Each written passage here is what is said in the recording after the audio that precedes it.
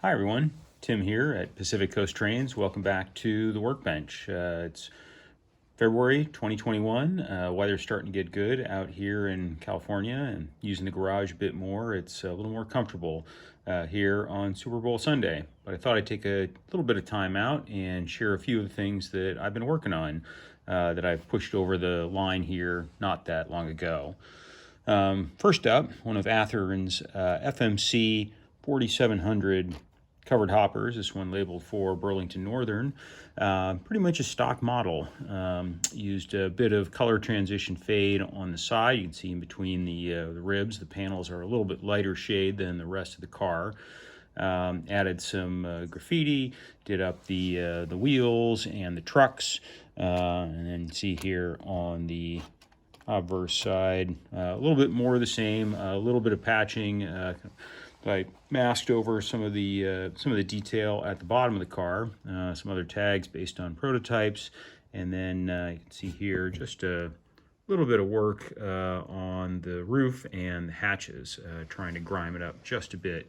Burlington Northern had an awful lot of these cars, so it seemed to make sense to leave it in its original BN color.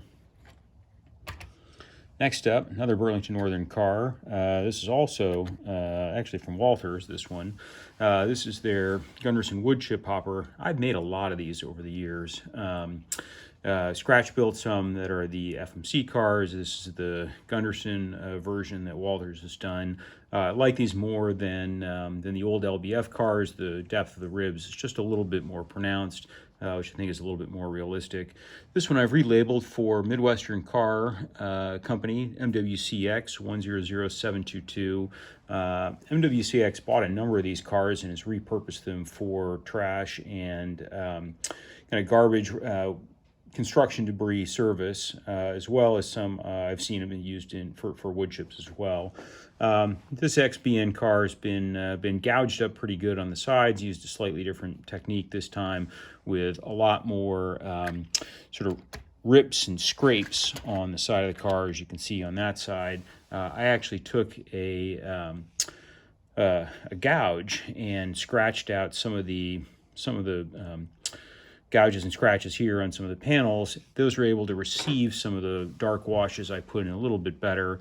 Slightly different technique. Normally I just paint those on. This time I actually scratched into the surface of the plastic. I think I would probably do it again. This too got the color fade and some of the specific tags as well. A couple of them are made up, but most of these are based on the actual prototype photos. And then finally, at least on this car, I wanted to add some safety striping from Smokebox Graphics. Love their products. Their stuff's really pretty great. Made the application of these pretty easy. Oh, I guess the last thing I did, you can see on the bottom, I added some brake rigging as well. Something I've done on a number of these cars, especially the exposed cars. The brake rigging is pretty obvious from the side, so I figured I wanted to add that. Last car is Canadian Pacific boxcar, CP 209577. This is a Walthers kit that actually came originally for Wisconsin and Southern. This is their Pullman Standard Waffle-sided boxcar.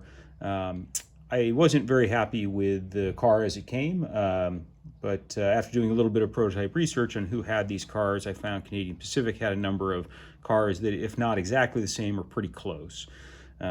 So on this one, I replaced the side grab irons with wire, replaced the stirrup steps with some exact rail products, carved off and replaced the ladders on the end, both ends, and then added some wire, and then did a pretty simple paint scheme, just a medium or light gray for Canadian Pacific with a wash down the sides.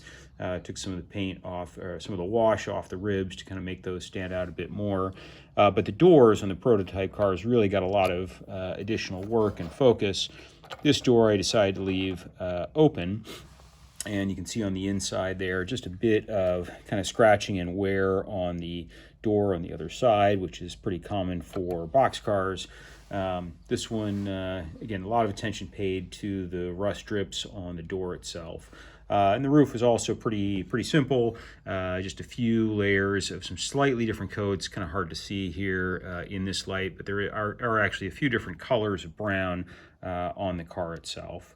You know, just a few things that have come over the line recently. Hope you enjoyed checking this stuff out. I'll be posting more over the upcoming months. If you like it, please subscribe to my channel. Thanks, guys, and happy modeling.